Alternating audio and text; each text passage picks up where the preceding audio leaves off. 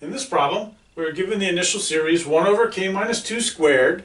K begins at 3 and goes to infinity.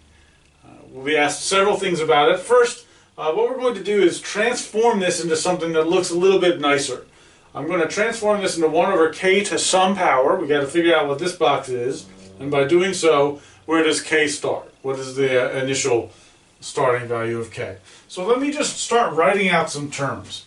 If I plug k equal to 3 into this, then I get 1 over 1 squared. So that's 1 over 1. If I plug k equal 4 in, I get 1 over 2 squared. So that's 1 over 1 squared, that's 1 over 2 squared. Plugging k equal to 5 in the next term, we'll get 1 over 3 squared. And we should be able to see the pattern pretty easily at this point.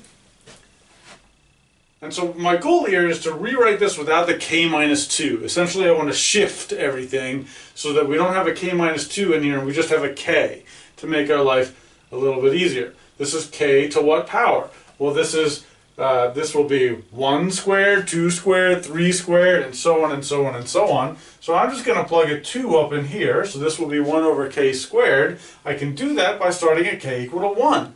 Because if the very first value is 1, then I get 1 squared. The next one will be 2 squared, and so on and so on and so on. So this is more easily written as k equal 1 to infinity of 1 over k squared.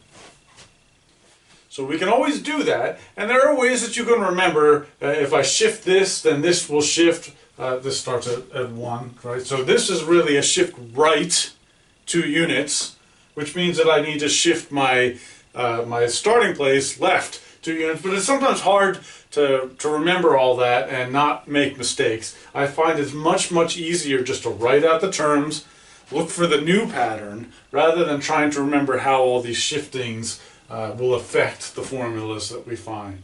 So if we write the new pattern, this is what it looks like. So then the next question is this a p-series or is it a geometric series? Remember that a p-series is a series 1 over k to some power. A geometric series will be a times r to the n, where a is fixed, r is fixed, and n is the index that's changing. So the difference is that in a geometric series, the index is the exponent, and in a p-series, the exponent is fixed. And that's what's happening here. This is a p-series. The exponent is fixed at 2. So this is a p-series with p equal to 2.